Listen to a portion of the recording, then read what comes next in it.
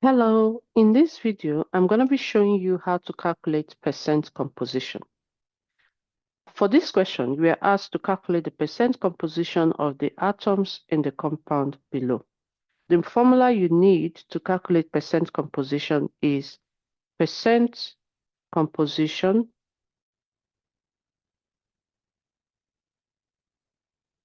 equals mass of the element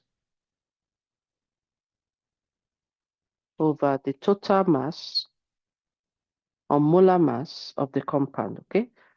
Total mass of the compound.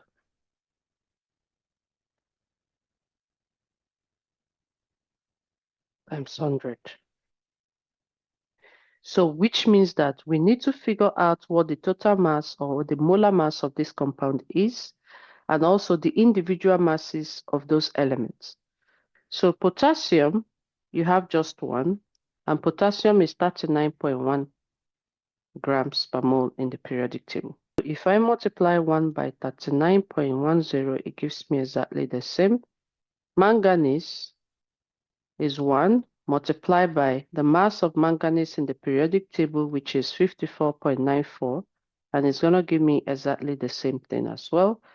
For oxygen, we have 4 of them in this compound, and that is 16 as the atomic mass. If you multiply, you have 64.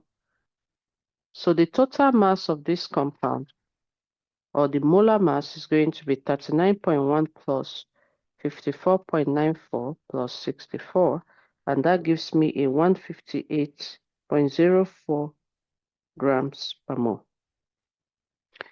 So if we start with the percent K, we said that percent composition is mass of the element over the total mass.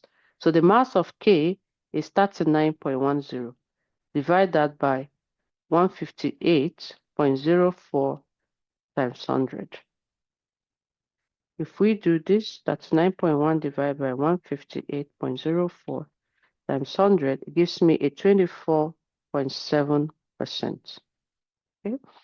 Now, percent manganese is going to be equal to 54, the mass of manganese, over the total mass, which is 158.04 times 100. That is going to give me 54.94 divided by 158.04 times 100. That gives a 34.8% approximately. Now note, I'm ignoring the units because they will cancel out eventually, all right? But this would be grams per mole over grams per mole, so they will cancel out. That's why I'm ignoring them. But just in case you're writing an exam, it's important you show all your steps to get all your marks, okay? So grams per mole for each of these masses. So this is what I mean. You're gonna have grams per mole, all right? Now, the next one we have is the percent oxygen. That is gonna give me 64.00 over 158.04 times 100. And that is going to give 64 divided by 158.04.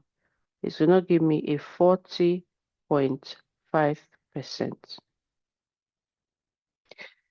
And that is it. One of the things you can do to confirm that you have the correct answers is to add up all the percentages. They should equal 100.